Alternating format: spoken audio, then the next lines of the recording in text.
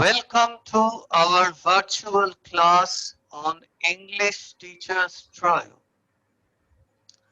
Today we are going to launch ourselves into writing skill, a very important domain. We have with us Mr. Sudipta Acharya from Bolpur and Mrs. Sanchari Bhattacharya from Keshtapur, Kolkata, and I am Rahul Sengupta from Salt Lake, Kolkata.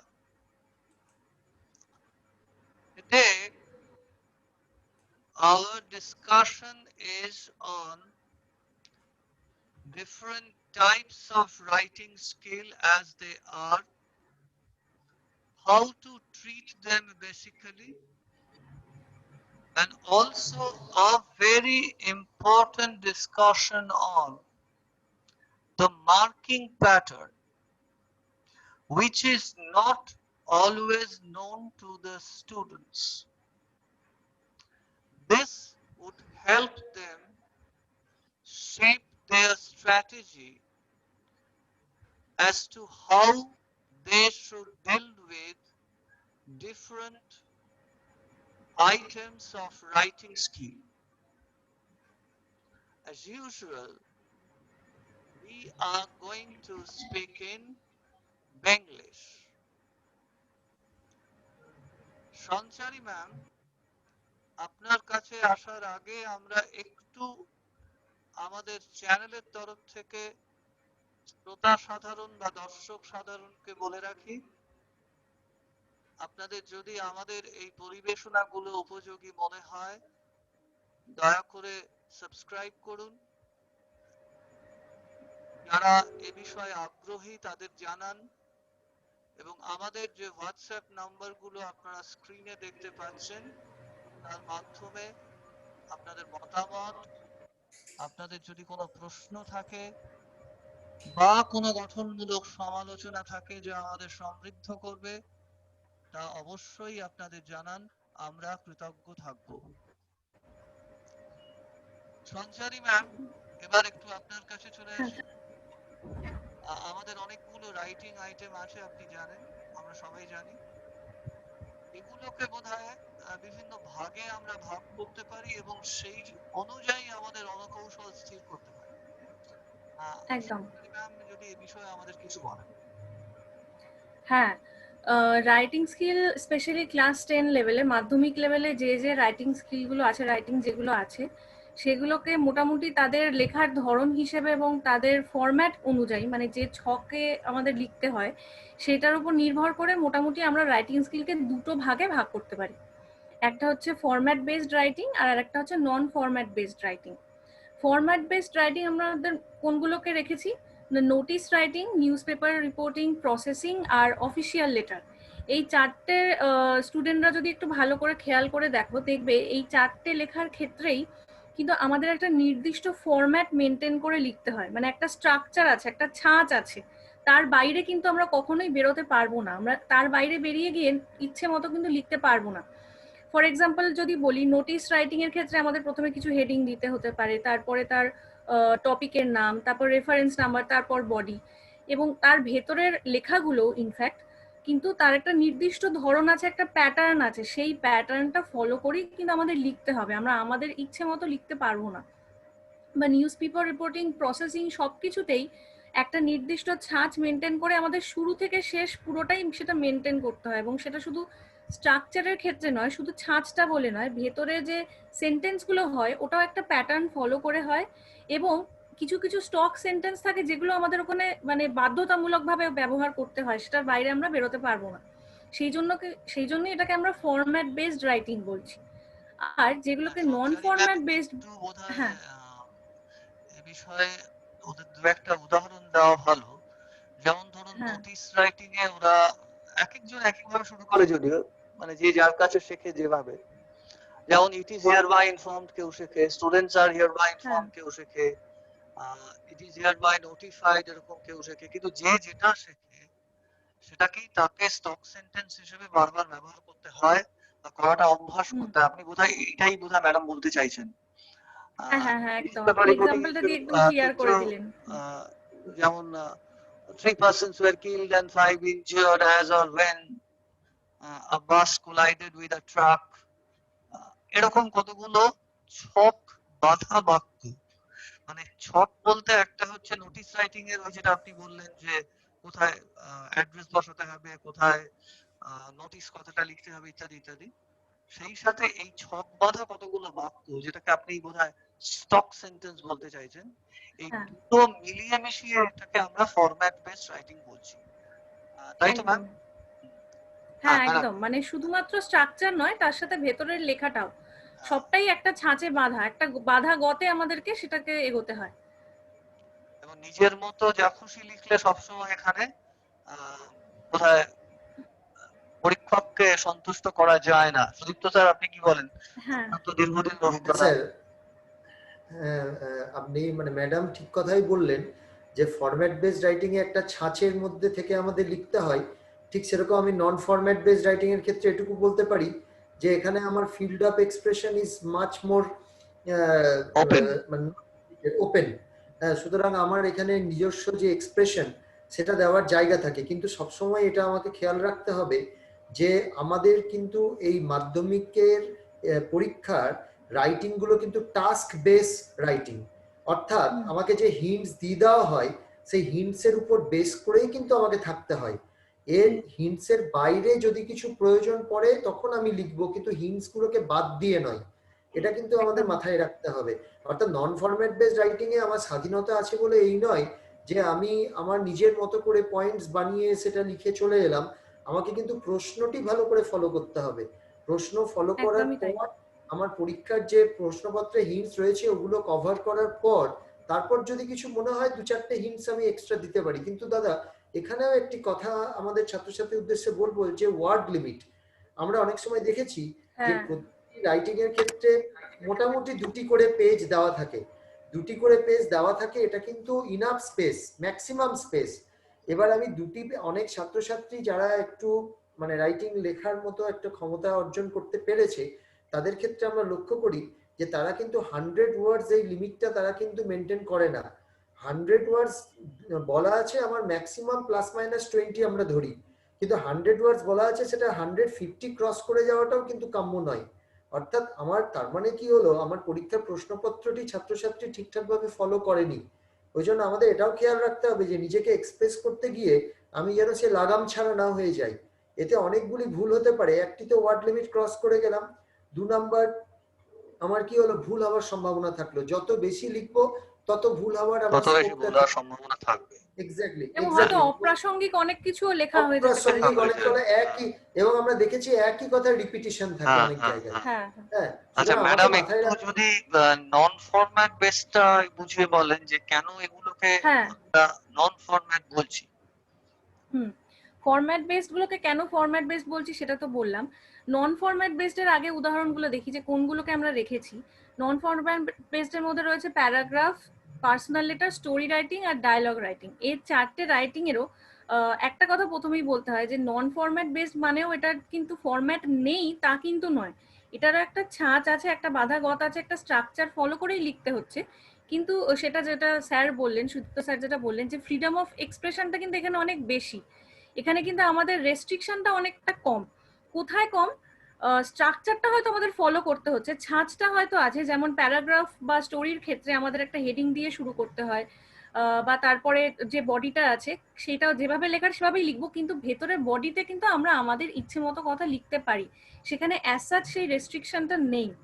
Specially personal লেটারের ক্ষেত্রে structure তো definitely আছে। একটা নির্দিষ্ট জায়গায় address দিতে হবে, নির্দিষ্ট জায়গায় তাকে আমাকে অ্যাড্রেস করতে হবে, আমার অ্যাড্রেস কোথায় লিখবো, এই সমস্ত জিনিস সবকিছু মাথায় রাখতে হবে। ডেট ফেট সব ঠিক আছে, কিন্তু বডি অফ দ্য লেটারের ক্ষেত্রে কিন্তু এখানে আমার ফ্রিডম অফ রাইটিংটা থাকছে। আমি যেরকম ইচ্ছে সেভাবে লিখতে পারছি, যেটা আমি অফিসিয়াল লেটারে কিন্তু একেবারেই পারছি না।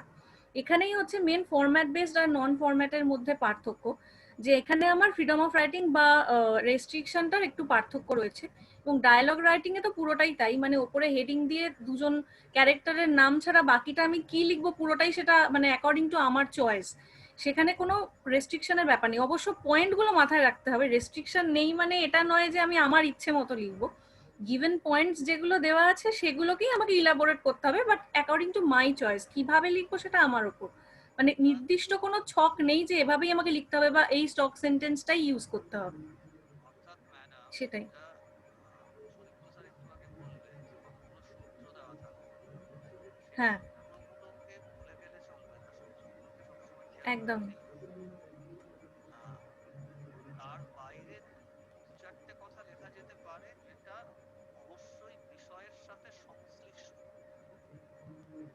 অনেক সময় দেখা যায় যেমন আমাদের আলোচনায় উঠে এসেছিল যে মোবাইল ফোনটা নিয়ে প্রায় সবাই কিছু না কিছু তৈরি করে রাখে। একটা অভিজ্ঞতা বলছি, যেমন একটা পরীক্ষায় প্রশ্নটা এসেছিল যে বাসে ট্রামে চলার ক্ষেত্রে মোবাইল ফোন ব্যবহার করার সমস্যা নিয়ে একটা চিঠি বা প্যারাগ্রাফ লেখো, এরকম এসেছিল। এখন যারা তৈরি হয়ে এসছে মোবাইল ফোন সার্বিকভাবে, অর্থাৎ মোবাইল ফোন কতটা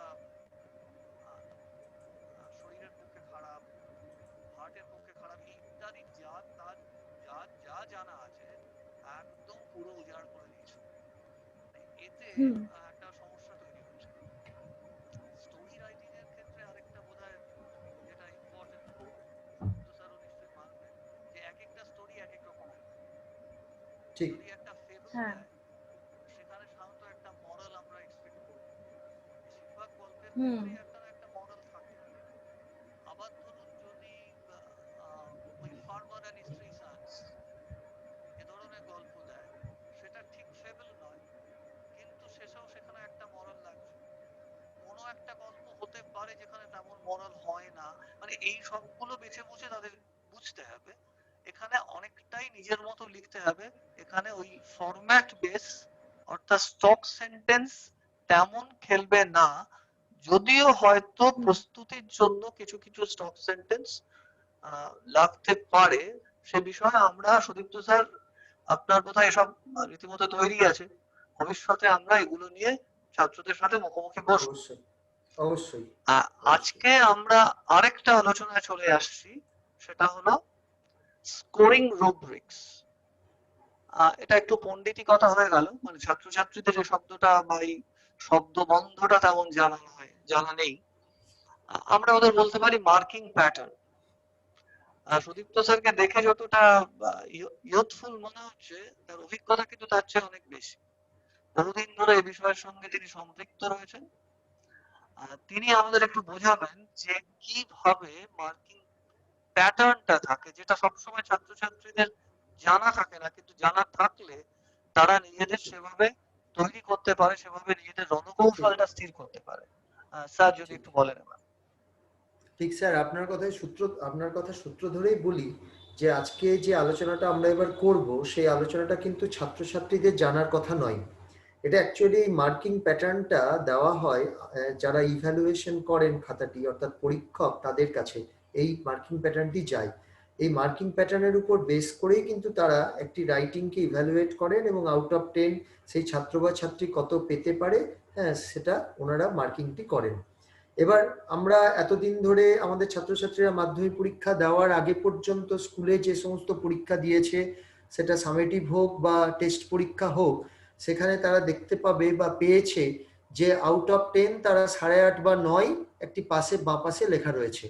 কিন্তু সেই 8.5 বা 9 তারা কোন কোন সেক্টরে পেলো বা ওই 1.5 মার্ক বা 1 মার্ক কোথায় কাটা গেল, সেই জিনিসটা অনেক সময় তাদের কাছে স্পষ্ট করে বলা থাকে না। কিন্তু মাধ্যমিকে আমরা যখন খাতা দেখি, পরীক্ষকরা যখন খাতা দেখেন, তখন কিন্তু এরকম কোনো ফুল মার্কিং একেবারেই বসিয়ে দেওয়া যায় না। কারণ আমাদেরকে অনেকগুলি জিনিস মাথায় রাখতে হয়, অনেকগুলি পয়েন্টস মাথায় রাখতে হয়। সেই অনুযায়ী কিন্তু আমরা মার্কিংটা করি এবং সেখানে পার্ট মার্কিং করে দেখিয়েও দিতে হয়। এটা ছাত্রছাত্রী জানার কথা নয়, তাই আমরা এটা আলোচনা করে দিচ্ছি যাতে করে তারা ভবিষ্যতে, এখনো যে কয়েক মাসই বাকি রয়েছে মাধ্যমিক পরীক্ষার, তারা এর মধ্যে নিজেদেরকে এই প্যাটার্ন অনুযায়ী একটু রাইটিংটা প্রিপেয়ার করে নিতে পারবে। এখন আমরা যদি পরপর পয়েন্ট অনুযায়ী আসি, প্রথমেই আমাদের যে স্ক্রিনে দেখা যাচ্ছে ইন্ট্রোডাকশন। এখানে কিন্তু আমি বলে রাখি প্রথমেই যে পয়েন্টসগুলি যেগুলি রয়েছে সেগুলি কিন্তু সমস্ত রাইটিং স্কিল, ফরম্যাট বেসড এবং নন ফরম্যাট বেসড মিলিয়ে যতগুলি পয়েন্টসের উপর নাম্বার দেওয়া যায় সমস্তগুলোকেই একসঙ্গে এখানে আনা হয়েছে। অর্থাৎ এখানে কিন্তু সব পয়েন্ট সব রাইটিং স্কিলের ক্ষেত্রেই থাকবে তা কিন্তু নয়, কিন্তু আমরা একটা ওভারঅল আলোচনা যেহেতু করছি আমরা ওভারঅল এখানে দেখানোর চেষ্টা করেছি। আমি ছাত্রছাত্রীর উদ্দেশ্যে বলবো যে তোমরা ইন্ট্রোডাকশন এবং কনক্লুশন প্রথম এবং শেষ পয়েন্টটি দেখতে পাচ্ছ, এই দুটি পয়েন্ট কিন্তু শুধুমাত্র প্যারাগ্রাফ রাইটিং এর ক্ষেত্রেই আমাদেরকে এই দুটি পয়েন্টের উপর লক্ষ্য রাখতে হয়। অর্থাৎ প্যারাগ্রাফ রাইটিং সেটা যে ধরনের প্যারাগ্রাফই হোক না কেন, সেটা জানো তোমাদের কনভেনশনাল যে প্যারাগ্রাফগুলি আছে সেটা পার্সোনাল প্যারাগ্রাফ হতে পারে, সেটা কোনো ডেসক্রিপটিভ প্যারাগ্রাফ হতে পারে, সেটা কোনো ইম্পর্টেন্স রিলেটেড প্যারাগ্রাফ হতে পারে, অথবা সেটা কোনো প্রবলেম রিলেটেড প্যারাগ্রাফও হতে পারে। এবং বায়োগ্রাফি রাইটিং এবং প্রসেস রাইটিং এই সমস্ত ধরনের প্যারাগ্রাফ রাইটিং এর ক্ষেত্রেই কিন্তু ইন্ট্রোডাকশন এবং কনক্লুশনের জন্য একটি করে সেন্টেন্স অ্যাটলিস্ট লিখতে হয়। এবারে যেটা ভুলটি হয় সেটা হচ্ছে আমাদের ছাত্রছাত্রীদের আমরা সবসময় বলি রাইটিং স্কিল যখন শেখাই যে তোমাদের যে হিন্টসগুলি পরীক্ষার প্রশ্নপত্রে দেওয়া থাকবে সেই হিন্টসগুলিকে লক্ষ্য করে সেই হিন্টসগুলির উপর বেস করে রাইটিংটা লিখবে। এবার কোনো হিন্টসে অনেক সময় আমরা দেখি যে প্যারাগ্রাফ রাইটিং এর ক্ষেত্রে সেটা যে ধরনের প্যারাগ্রাফই হোক না কেন ইন্ট্রোডাকশন বা কনক্লুশন বলে আলাদা করে কোনো হিন্টস দেওয়া থাকে না, যার ফলে কি হয় অনেক ছাত্রছাত্রী ইন্ট্রোডাকশন বা কনক্লুশনের উপর কোনো সেন্টেন্স তারা লিখে আসে না বা আসতে ভুলে যায় যেহেতু হিন্টসে নেই। এবার আমরা যখন খাতাটা দেখব অর্থাৎ পরীক্ষক যখন খাতাটি দেখবেন তখন কিন্তু তার কাছে যে মার্কিং প্যাটার্নটি আসবে সেখানে কিন্তু ইন্ট্রোডাকশন বা কনক্লুশন থাকতে পারে এবং সেখানে ওই 10 মার্কসের মধ্যে অ্যাটলিস্ট 1 মার্ক ইন্ট্রোডাকশনে 1 মার্ক এবং কনক্লুশনে 1 মার্ক ধার্য করা থাকবে। এবার যদি সেই ছাত্র বা ছাত্রীর খাতায় যদি সেই ইন্ট্রোডাকশন বা কনক্লুশনের কোনো পয়েন্ট পরীক্ষক না পান তাহলে কিন্তু উনি ওই 1 মার্কের জন্য যে ইন্ট্রোডাকশন বা কনক্লুশনের জন্য যে মার্কস ধার্য আছে সেটি কিন্তু উনি কোনোভাবেই দিতে পারবেন না। অর্থাৎ এখানে কিন্তু ছাত্রছাত্রীদের মার্কিংটা নিজেদের অজান্তেই কমে গেল। অর্থাৎ তিনি কিন্তু প্রথমেই 1 মার্ক কাটা চলে গেল, আউট অফ 9 তিনি ইভ্যালুয়েট করবেন, বা কনক্লুশনে 1 মার্ক ওখানেও 1 মার্ক কাটা চলে গেল, আউট অফ 8 তিনি ইভ্যালুয়েট করবেন, 2 মার্কস তিনি ইচ্ছা থাকলেও দিতে পারবেন না। সুতরাং ছাত্রছাত্রীদের সবসময় আমরা বলবো, আমরা এই কারণেই এই মার্কিং প্যাটার্নটি দেখানোর চেষ্টা করেছি যে প্যারাগ্রাফ রাইটিং লেখার ক্ষেত্রে তোমরা কিন্তু ইন্ট্রোডাকশন এবং কনক্লুশনের জন্য একটি করে সেন্টেন্স অ্যাটলিস্ট লিখে আসবে, সেটি পরীক্ষার প্রশ্নপত্রে হিন্টসে দেওয়া থাকুক বা না থাকুক। এরপরে যে পয়েন্টটি স্যার এই প্রসঙ্গে একটা মনে পড়ছে, এক বছর হয়েছিল যে মাই ফেভারিট প্লেয়ার বা ইয়োর ফেভারিট প্লেয়ার এই নিয়ে লিখতে বলা হয়েছে। প্রথম সূত্রটাই দেওয়া ছিল ইয়োর ফেভারিট প্লেয়ার। ঠিক স্বাভাবিকভাবেই আপনাকে যদি লিখতে বলা হয় যে তোমার প্রিয় খেলোয়াড়ের কথা বলো বা তার সম্পর্কে কিছু কথা লেখো, প্রথম বাক্যে স্বাভাবিকভাবেই প্রিয় খেলোয়াড়ের নামটা আসবে। ঠিক that would go naturally as the introduction. কিন্তু সেবার কি হলো, ওটা যেহেতু প্রথম সূত্র ছিল, ফার্স্ট পয়েন্ট ছিল, অথচ পরীক্ষকদের বলা হলো যে ইন্ট্রোডাকশন যেন একটা দেয়। অর্থাৎ তার ফলে কি হলো, ইন্ট্রোডাকশনের জন্য যে বাক্যটা লেখা দরকার সেটা ছাত্ররা বুঝতে পারলো না বা খেয়াল করলো না, এবং সেজন্য ওইখানে নম্বর দেওয়া গেল। অর্থাৎ ছাত্রদের এটা বুঝতে হবে, ছাত্রছাত্রীদের, যে দেওয়া থাক আর নাই থাক, ইন্ট্রোডাকশনের কথা বলা থাক আর নাই থাক, যা সূত্র ওখানে দেওয়া আছে সেটা দিয়ে যেন ইন্ট্রোডাকশনটা না হয়। অর্থাৎ তার আগেও যেন দুটো একটা কথা থাকে, খুব বেশি কিছু লেখার দরকার নেই, কিন্তু যেন একটা কথা থাকেই। ঠিক আমি স্যার এখানে একটু ছাত্রছাত্রীদের একটু দেখানোর চেষ্টা করছি যে প্রিপারেশন অফ টি, এই preparation of T a red mark করা আছে দুটি সেন্টেন্স। প্রথম সেন্টেন্সটি যদি ছাত্রছাত্রী একটু স্লাইডটি লক্ষ্য করো, tea is a popular drink, it is interesting to know how it is made. এর জন্য কিন্তু এই সেন্টেন্সটি লেখার জন্য কিন্তু প্রশ্নপত্রে কোনো পয়েন্টস তোমাদের থাকবে না, কিন্তু আমি প্রিপারেশন অফ টি লিখতে গিয়ে যদি শুরুতেই আমি পয়েন্টস অনুযায়ী at first water is poured into a Kettle লিখে দিই, আমার মার্কিং স্কিমে কিন্তু ইন্ট্রোডাকশন বলে একটি মার্কস দেওয়া থাকবে ওখানে।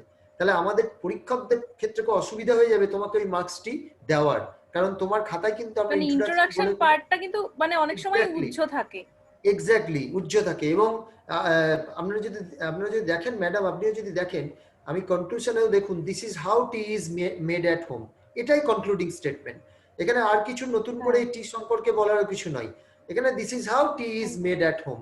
অর্থাৎ আমাকে এই অভ্যাসটা করতে হবে এখন থেকে যে প্যারাগ্রাফ রাইটিং যাই হোক না কেন আমাকে ইন্ট্রোডাকশনে একটি সেন্টেন্স লিখতে হবে এবং কনক্লুশনে একটি সেন্টেন্স লিখে আসতে হবে। তাহলে আমার মনে হয় সেফ সাইডে থাকা যায়। আমার মার্কিং স্কিমে যদি ওরকম কিছু থাকে ইন্ট্রোডাকশন কনক্লুশন, তারা সেই নাম্বারটি পাবে। এবার স্যার আমি যদি সেকেন্ড পয়েন্টে আসি, ফর্মে, এই ফর্মটি কিন্তু শুধুমাত্র ফরম্যাট বেসড রাইটিং এর ক্ষেত্রেই প্রযোজ্য। নন ফরম্যাট বেসড রাইটিং এর ক্ষেত্রে ফর্মের জন্য কোনো নাম্বার ধার্য করা থাকে না।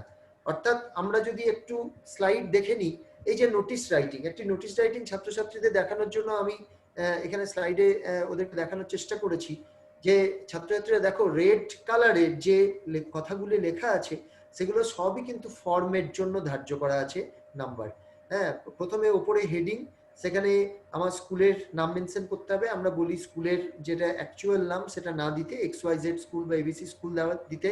তারপর নোটিশ কথাটাই লিখতে হয় নোটিশ রাইটিং এর ক্ষেত্রে যেহেতু বলছি, এবং তারপর নোটিশের একটি ক্যাপশন দিতে হয় যেটিকে আমরা সাবজেক্ট বলি। তারপর ডেট দিতে হয়। রেফারেন্স নাম্বার অপশনাল, এটা কম্পালসারি কিছু নয়, না দিলেও কোনো অসুবিধা নেই। এবং আমরা নিচে দেখতে পাচ্ছি সিগনেচার এবং কাউন্টার সিগনেচার। অর্থাৎ এই পুরো যে ব্যাপারটি রেড কালারের দেখানোর চেষ্টা করেছি, পুরো ব্যাপারটির জন্য কিন্তু 2 মার্কস দেওয়া থাকবে। অর্থাৎ এটি হচ্ছে ফরম্যাট। হ্যাঁ, এবং আমার সেটা যদি নিউজ পেপার রিপোর্টিং হয়, নিউজ পেপার রিপোর্টিং এর ক্ষেত্রেও আমরা যদি দেখি একটু, এখানে আমি দেখানোর চেষ্টা করেছি যে হেডলাইন এবং ডেট, প্লেস এবং ডেট। অর্থাৎ headline mentioning the name of the reporter, যেটা বাই স্টাফ রিপোর্টার বলেও আমরা বলতে পারি, এবং প্লেস ডেট। অর্থাৎ এই পুরোটাই কিন্তু ফর্মে থাকে। অর্থাৎ আমি যদি এর মধ্যে কোনো একটি পয়েন্ট লিখতে ভুলে যাই বা মিস করে যাই, সেক্ষেত্রে কিন্তু আমার ওই 2 মার্কস থেকে নাম্বার কাটা যাওয়ার একটা চান্স আছে। অর্থাৎ আমাকে এগুলো, আমরা বলি যে এই 1 মার্ক নিয়ে কিন্তু 10 মার্কস। অর্থাৎ একটি জিনিস ভুলে গেলে, স্কিপ করে গেলেই কিন্তু আমার নাম্বারটা কিন্তু ওই 10 মার্কস থেকে সরাসরি প্রথমেই কিন্তু আমার কাটা চলে যাচ্ছে। ওই জন্য আমাকে এগুলোর দিকে একটু নজর রাখতে হবে যে আমার ফরম্যাট বেসড রাইটিং এ এক একটি রাইটিং এর যে এক একটি ফর্ম, সেই ফর্মগুলোকে আমাকে মেনটেন করে লিখতে হবে। স্যার আমার একটা ছোট্ট প্রশ্ন আছে এই ব্যাপারে। হ্যাঁ স্যার বলুন। ধরুন আপনি পরীক্ষক, আমি পরীক্ষার্থী, আপনি আমার খাতা দেখছেন, একটা লেটার লিখতে দেওয়া হয়েছে, আমি ফর্মটা ঠিক রাখলাম, ভেতরে লেখার মতো মাল মশলা আমার নেই, আমি একটি গরুর রচনা পড়ে এসেছি, গরুর রচনা ওখানে লিখে দিলাম, আপনি আমার কত নম্বর দেবেন? স্যার ওটাতে আমি আপনাকে 0 দেব, কারণ আমাদের ইনস্ট্রাকশন দেওয়াই থাকে যে content, form without content, form without content will be awarded no marks. অর্থাৎ আমাকে কিন্তু কন্টেন্ট দিতেই হবে। শুধু ফর্ম লিখে এলে কিন্তু ওই ফর্মের জন্য যে 2 মার্কস সেটাও পাওয়া যাবে না। হ্যাঁ, অর্থাৎ এখানে আমাকে কন্টেন্টে আমি যাই পারি, আমি 2টি সেন্টেন্স পারলে বা 3টি সেন্টেন্স পারলেও কিন্তু আমি কিছু লিখে আসার চেষ্টা করব। না হলে কিন্তু ওই 2 মার্কসটাও তোমরা পাবে না, ওখানে কিন্তু 0 দিতেই বাধ্য থাকবো। অর্থাৎ এক হচ্ছে ফাঁকা রাখা যাবে না, ফাঁকা রাখা যাবে না, ফাঁকা রাখা যাবে না। 2 হচ্ছে যা লেখা থাকবে তার মধ্যে সেটা যেন প্রদত্ত বিষয় নিয়ে হয়, বিষয়ের উপর থাকে। হ্যাঁ, একদম লজিক্যাল থাকে, লজিক্যালি সেটা কানেক্টেড থাকে। যদি একটা দুটো ভুল ভাল হয় তাতেও কিছু নম্বর পাওয়া যায়, নম্বর পাওয়া যায় একেবারে বিষয় বহির্ভূত লেখা, যেটাকে ওই কোট আনকোট গরুর রচনা বললাম, সেটা লেখা যাবে না।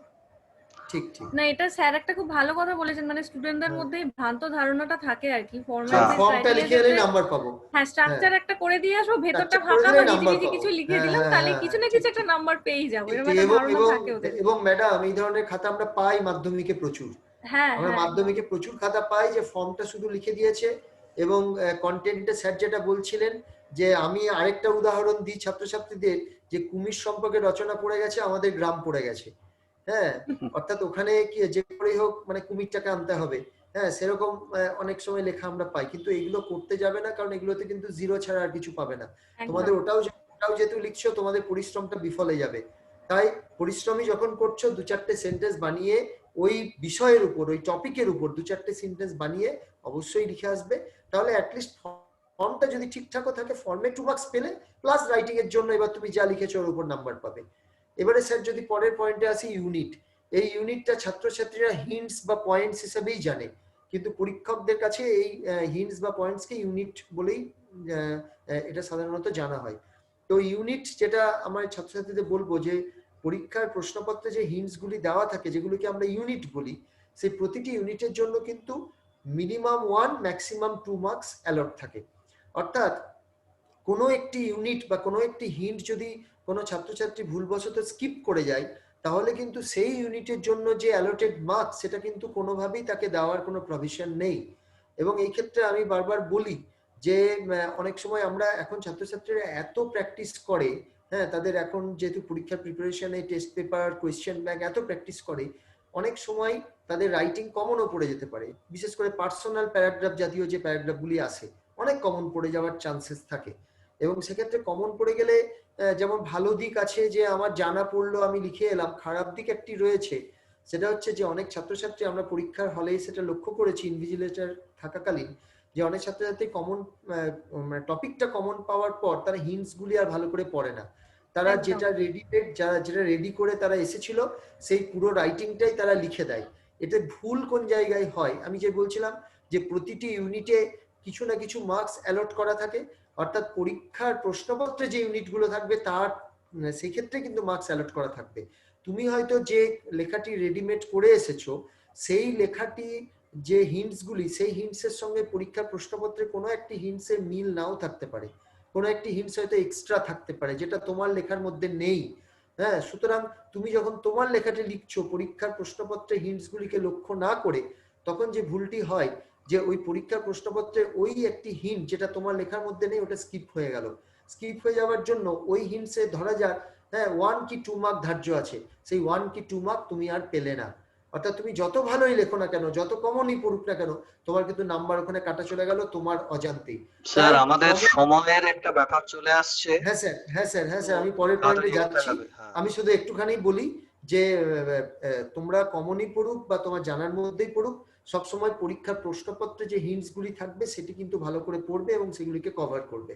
নেক্সট যে দুটি পয়েন্ট রয়েছে, রেজিস্টার এবং অর্গানাইজেশন, এটি পুরোপুরি টেকনিক্যাল টার্ম। রেজিস্টার বলতে আমরা বলি যে আমাদের সাধারণত দু ধরনের ভুল হয়ে থাকে। একটি হচ্ছে খুচরো ভুল, কোনো একটি বানান ভুল হলো, কোনো একটি সেন্টেন্সে ভুল হলো, হ্যাঁ, যেটা আমরা প্রায়ই বলি বিভার্বের ইউসেজে ভুল হলো, এটা একটি খুচরো ভুল। আর একটি ওভারঅল ভুল হয়। ওভারঅল ভুলের মধ্যে টেন্সের ভুল হয়, যেমন স্টোরি রাইটিং অথবা প্রসেস রাইটিং। আমরা স্টোরি রাইটিং এর হিন্টসে দেখতে পাই যে অনেক ক্ষেত্রে হিন্টস প্রেজেন্ট টেন্সে দেওয়া আছে, কিন্তু স্টোরি লিখতে গেলে সবসময় কিন্তু পাস্ট টেন্স ফলো করতে হয়। বা প্রসেস রাইটিং এ হিন্টস গুলি আইএনজি ফর্মে ভার্ব গুলি দেওয়া আছে, কিন্তু প্রসেস রাইটিং লিখতে গেলে ওটা ফরম্যাট বেসড রাইটিং, ওই ফরম্যাটে লিখতে হয় প্যাসিভ ভয়েসে, অর্থাৎ ভার্বগুলি ভি3 ফর্ম বা পাস্ট পার্টিসিপল ফর্ম এ কনভার্ট করে লিখতে হয়। কিন্তু ছাত্রছাত্রীরা যেটা করে যে স্টোরি রাইটিং এর ক্ষেত্রে তারা প্রেজেন্ট টেন্সের ব্যবহারই করে দেয়, বা প্রসেস রাইটিং এর ক্ষেত্রে তারা ওই আইএনজি ফর্ম বসিয়ে কন্টিনিউয়াস ফর্মে লিখে দিয়ে চলে আসে। এটা কিন্তু একটা মারাত্মক ভুল। এই ক্ষেত্রে এই ভুলগুলো জন্য আমাদের কিন্তু রেজিস্টারে 2 মার্কস ধার্য করা থাকে। শুধু রেজিস্টারে নয় স্যার, ইউনিটেও তো ওরা মার খেয়ে গেল। হ্যাঁ, একদম একদম, ইউনিটেও মার্ক খাবে এবং রেজিস্টারেও এখানে মার্ক খাবে। অর্থবহ বাক্য হলো না। হ্যাঁ, এক্স্যাক্টলি, আমি মানে লজিক্যালি সেন্টেন্স লিখতে পারলাম না। হ্যাঁ, এবং এই জন্য বলি রেজিস্টারে গ্রামাটিক্যাল এরর এবং আমার যে স্পেলিং মিস্টেক তার জন্য 2 মার্কস ধার্য করা থাকে। আর অর্গানাইজেশন পার্টটাতে যদি আসি, আমরা সবসময় বলি যে এই রাইটিং স্কিলটা হচ্ছে একটা ক্রিয়েটিভ আর্ট। অর্থাৎ আমি কতটা রাইটিং লিখতে পারছি, আমার যে ল্যাঙ্গুয়েজ, যে কোনো ল্যাঙ্গুয়েজ শিখতে গেলে আমরা জানি 4টে স্কিলের দরকার হয়, যেটাকে আমরা সংক্ষেপে LSRW বলে থাকি: লিসেনিং, স্পিকিং, রিডিং এবং রাইটিং। অর্থাৎ আমি রাইটিং স্কিলটা, আমার রিডিং স্কিলটা কম্প্রিহেনশন পার্টে জাজমেন্ট হয়ে গেছে। এবার রাইটিং স্কিলটা আমার কিন্তু এই যে রাইটিং পার্ট, 3টি রাইটিং দেওয়া থাকে, এখানে জাজমেন্ট করা হয়। এখানে কতটা আমি নিজে লিখতে পারছি সেন্টেন্স কনস্ট্রাক্ট করে, সেইটি দেখা হয়। এবার অর্গানাইজেশন স্কিলের উপর নির্ভর করে, যে রাইটিং স্কিলের যে স্কিল, সেই স্কিলটার উপর নির্ভর করে। এক্স্যাক্টলি। এবার অর্গানাইজেশন পার্টে যেটা দেখা হয় সেটা হচ্ছে যে আমি একটি রাইটিং লিখতে গিয়ে কতটা অর্গানাইজড, অর্থাৎ কতটা প্ল্যানিং করেছি। অনেক সময় আমরা দেখি যে অনেক রাইটিং কিন্তু ছেলে মেয়েদের খুব মেকানিক্যাল হয়ে যায়, বিশেষ করে লেটার রাইটিং, বিশেষ করে পার্সোনাল লেটারের ক্ষেত্রে। আমরা ছাত্রছাত্রীরা যে লেটারগুলি লেখে, আমাদের অনেক, আপনারা নিশ্চয়ই আমার সঙ্গে একমত হবেন, সেই লেটারগুলির মধ্যে কিন্তু পরিষ্কার একটা মেকানিক্যাল ছাপ থাকে। হ্যাঁ, ওগুলি মোটেও পার্সোনাল লেটার হয় না। কারণ কি? কারণ ছেলে মেয়েদের একটা প্ল্যানিং এর অভাব থাকে, বা অন্যান্য যে সমস্ত রাইটিং স্কিলগুলো থাকে। আমরা ছাত্রছাত্রীদের বারবার বলবো যে তোমাদের ইংরেজি পরীক্ষা যেহেতু সময়ের অভাবে হয় না বা সময় নিয়ে খুব একটা ভাবার বিষয় নয়, তাই প্রতিটি রাইটিং এর ক্ষেত্রে তোমরা 3 থেকে 5 মিনিট একটু ভাববে, একটু প্ল্যানিং করে নেবে, দরকার হলে একটু হিন্টস গুলোকে লজিক্যালি একটু রিসাফেল করার চেষ্টা করবে। এবং এখানে অর্গানাইজেশন পার্টে দেখা হয় যে তোমার রাইটিংটা তোমার প্ল্যানিং মাফিক হয়েছে কিনা, বা তুমি কতটা অর্গানাইজ ছিলে তোমার রাইটিংটা লিখতে গিয়ে। এখানে 1 কি 2 মার্ক ধার্য করা থাকে। আর কনক্লুশন তো বললাম। সুতরাং এই রাইটিং প্যাটার্নের উপরই কিন্তু আমাদের খাতা দেখা হয়, আমাদের রাইটিং স্কিল ইভ্যালুয়েট করা হয়।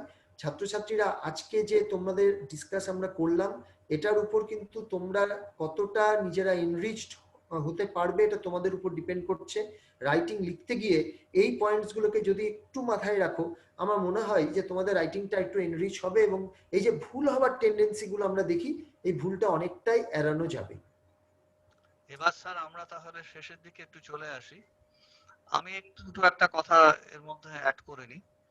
ইউনিট যদি আমার মনে হয় ছাত্র এভাবে ভাবে যে ইউনিটের সংখ্যা বেশি আছে, 10 নম্বরের তো প্রশ্ন, সেখানে দেখা যায় 6টা ইউনিট আছে, তাহলে সেই 6টা ইউনিট থাকলে তাহলে হয়তো প্রতি ইউনিটে 6 বা 6 এর বেশি থাকলে প্রতি ইউনিটে 1-এর বেশি নম্বর থাকবে না।